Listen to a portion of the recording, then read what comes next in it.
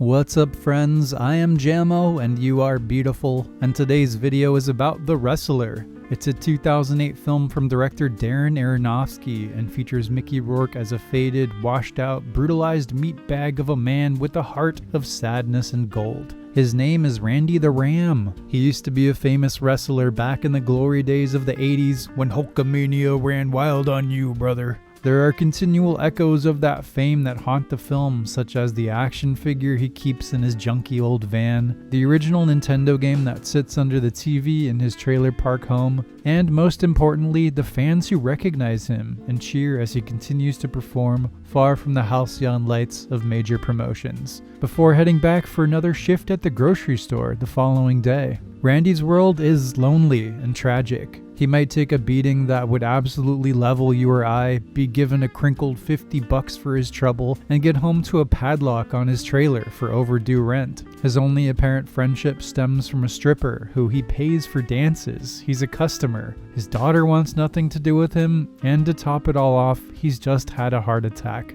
Enter The Wrestler.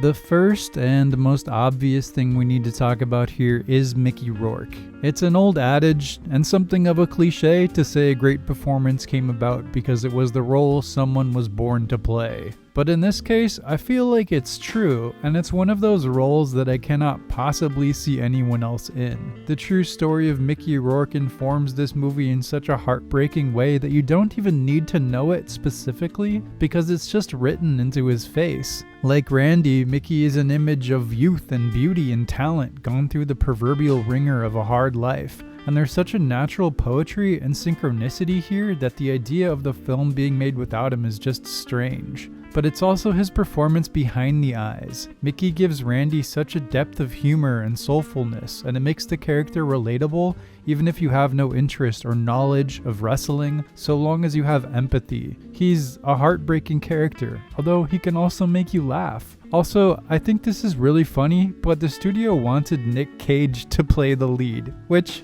you know, I love Cage. I'm not saying it couldn't have worked, but I'm glad it was Mickey when all was said and done. The performance, however, is only half the battle if the film surrounding it doesn't work. But thankfully Aronofsky pulled this off by creating a cinematic world that feels incredibly real, with a depressive atmosphere so thick as to be pungent. You can almost smell the sweat and cheap alcohol and drying blood. The cinematography is almost documentarian, letting the world and its characters speak for itself, only indulging when it befits the character. I actually have to praise Aronofsky for this devotion to naturalism more than I might praise another director, because he's almost always a filmmaker that sacrifices believability for his own abstract ideas and creates hyper-stylized worlds, for better or worse. I could probably devote a whole episode to discussing Aronofsky, and maybe someday I will, but the point here is that the tone of The Wrestler is very grounded, and the movie doesn't do anything pedantic at all. It's just about the wrestler, as it should be.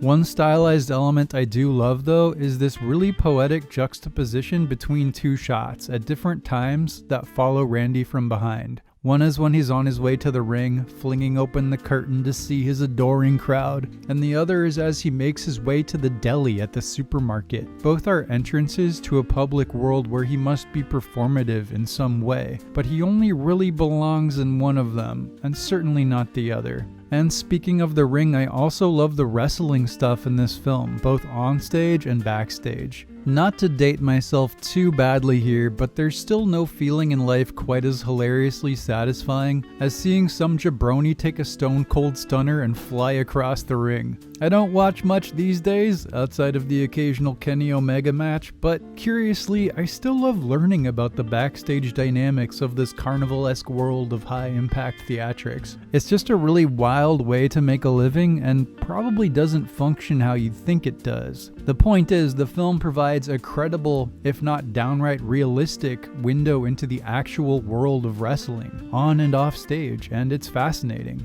But beyond all of this, I want to reiterate that the nexus of the film and what makes it work is the wrestler. It's about the emotional trajectory, the key interpersonal moments between Randy and his daughter, or the Marisa Tomei stripper character, and how he ultimately chooses to face life and death in the only world he's ever known. the only place he can belong in a world that is otherwise uncaring and hostile. I won't ruin the final shot of the film, but I will say that I think it's perfect. It showcases his spirit and his choice while leaving his fate up in the air, so to speak. And that's it, baby. That's The Wrestler. It might be my favorite Aronofsky film. I'd have to rewatch a couple to say for sure, but it has a tragic beauty and unexpected sweetness that I find absolutely magnetic, and I can recommend it to pretty much anybody. That's it for today. Jammo signing off. I hope you stay safe and sane out there in this lunatic world, and I will see you in the next one.